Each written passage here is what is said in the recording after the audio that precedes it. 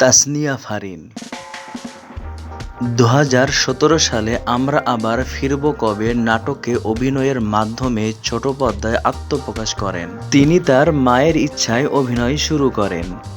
2018 সালে বিকাশের একটি বিজ্ঞাপনে তিনি মাশরাফি বিন মুর্তজার সাথে কাজ করেন। একই বছর ফারিন অভিনীত ভালোবাসা দিবসে এক্স বয়ফ্রেন্ড নাটকটি বেশ পরিচিতি এনে দেয় তাকে।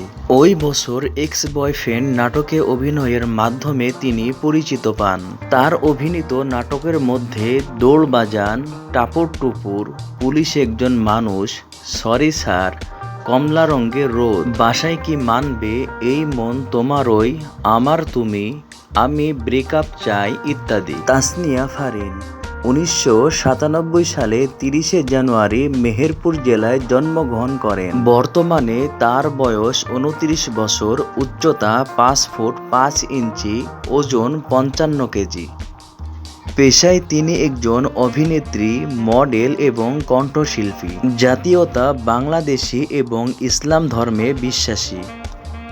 হলি Cross Girls High School Bangladesh Professional University থেকে BBA কমপ্লিট করেন। তাসনিয়া ফারিন 11 আগস্ট 2023 সালে শেখ রেজওয়ানকে বিয়ে করেন। বর্তমানে এই দম্পতির ঘরে এখন পর্যন্ত কোনো সন্তান জন্মগ্রহণ করেননি। বর্তমানে তিনি শুটিং নিয়ে ব্যস্ত সময় পার করছেন।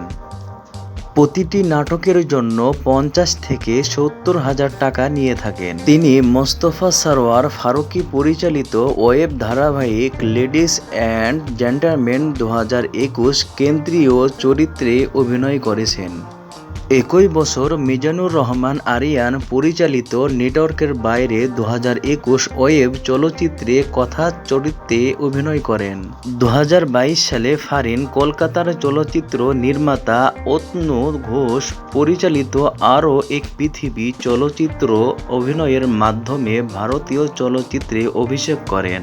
সম্মানিত দর্শক শ্রোতা, আপনারা যারা তাসনিয়া ফারিন এর ভক্ত তারা অবশ্যই ভিডিওতে একটি লাইক, কমেন্ট এবং সাবস্ক্রাইব করতে ভুলবেন না।